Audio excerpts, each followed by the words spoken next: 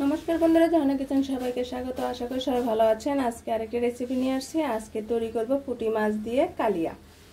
आमरा एखाने बड़ बड़ साइजेर पुटी माछ नियेछि। प्रत्येकटा माछेई देखें डिम हयेछे, अनेक बड़ बड़ साइजेर पुटी माछ। आर आमादेर लागছে एखाने सबकिछु बाटा मशला। आमरा एखाने बड़ बड़ साइजेर 4टे पेঁয়াজ শিলপাটায় বেটে নিয়েছি এবং 1 চা চামচ পরিমাণের মতো আদা এবং রসুন শিলপাটায় বেটে নিয়েছি। আর এখানে নিয়েছি আমরা 1 চা চামচ পরিমাণের মতো ভাজা জিরা আর বড় সাইজের একটি তেজপাতা আমরা শিলপাটায় বেটে নিয়েছি। আর এখানে নিয়েছি আধা চা চামচ পরিমাণের মতো হলুদ গুঁড়ো এবং ধনিয়ার গুঁড়ো, 1 চা চামচ পরিমাণের মতো লঙ্কার গুঁড়ো। আর আমরা এখানে নিয়েছি 3টে কাঁচা লঙ্কা। আর আমরা নিয়েছি এখানে 7 থেকে 8টি গন্ধরাজ লেবুর পাতা। আমরা পাতাটাকে মাঝখানে শিরাটা এভাবে ছিঁড়ে নিয়েছি, ছিঁড়ে ফেলে দিয়েছি, না হলে এটা তিতা লাগবে। প্রথমে আমরা মাছগুলোকে হলুদ এবং লঙ্কার গুঁড়ো লবণ দিয়ে মাখিয়ে নিব।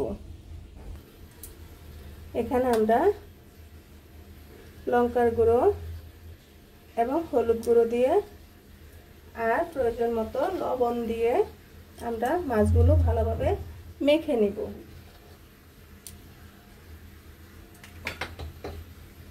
প্লিজ বন্ধুরা এখনো যারা সাবস্ক্রাইব করেনি তারা প্লিজ একটি সাবস্ক্রাইব করে দিবেন এবং একটি লাইক করে দিবেন।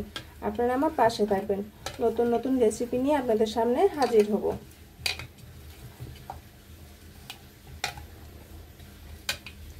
এখন মাছগুলো আমাদের মাখানো হয়ে গিয়েছে। এখন আমরা তেলে ভেজে নিব। এখন মাছগুলো আমরা তেলে দিয়ে দিব। আমরা এখানে মাছ 6টি দিয়ে দিয়েছি আর বাকিটি আস্তে আস্তে ভেজে নিব। এভাবে মাছগুলো খুব হালকা পরিমাণের মতো ভেজে নিতে হবে, পুরোপুরি ভাবে ফ্রাই করা যাবে না। আমরা দুই উল্টানোতেই মাছগুলো নামিয়ে ফেলব। ওই পিঠটা হলেই আমরা নামিয়ে নেব।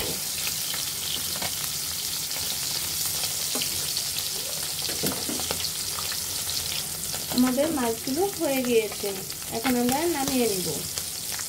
এখন বাকি মাছগুলো দিয়ে দিয়েছি। এভাবে মাছগুলো ভালোভাবে উল্টিয়ে একবার মাছগুলো নামিয়ে নিব। আমরা মাছ ভাজার তেলের মাঝে গোটা কয়েক জিরে দিয়ে দেব।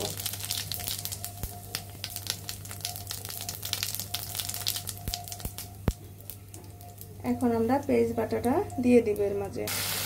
এখন আমরা আদা এবং রসুন বাটাটাও দিয়ে দিব এখানে। এখন প্রয়োজন মতো লবণটা দিয়ে দিব। এখন ভালোভাবে কষিয়ে নিতে হবে। এখন আমরা হলুদ, লঙ্কা এবং ধনিয়ার গুঁড়ো দিয়ে দিব এর মাঝে। ভালোভাবে কষিয়ে নিতে হবে, একদম ভাজা ভাজা করে। যত এই বাটা মশলা কষাবেন ততটাই টেস্ট বেড়ে যায়। আপনারা অবশ্যই চেষ্টা করবেন শিলপাটায় বেটে রান্না করার, তাহলে টেস্ট 3 গুণ বেড়ে যায়। এখন কিন্তু আমাদের মশলাটা একদম ভাজা ভাজা হয়ে গিয়েছে। ঠিক এরকম ভাজা ভাজা করে নেবেন। এখন ভেজে রাখা মাছগুলো এর মাঝে দিয়ে দিব।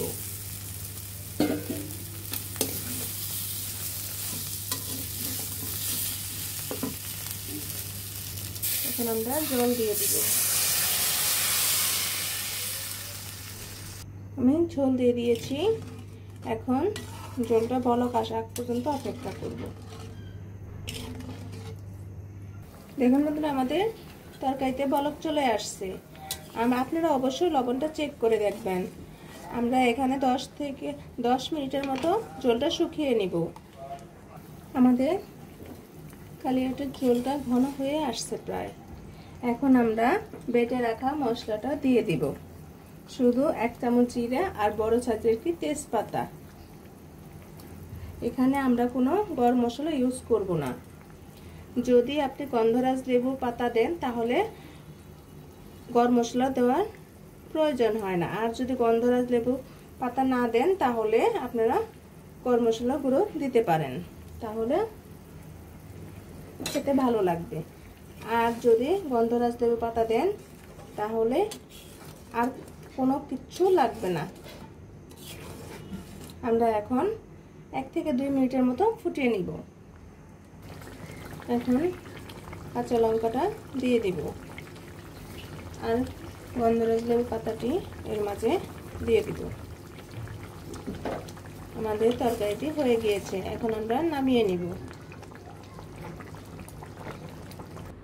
দেখেন বন্ধুরা, আমাদের পুঁটি মাছের কালিয়াটি হয়ে গিয়েছে। দেখতে কত সুন্দর দেখাচ্ছে, খেতে অনেক অনেক টেস্ট হয়েছে। আপনারা অবশ্যই বাসায় ভাবে তৈরি করে খাবেন এবং কমেন্টসে অবশ্যই জানাবেন ভিডিওটি কেমন হলো। ভিডিওটি দেখার জন্য ধন্যবাদ। Thank you.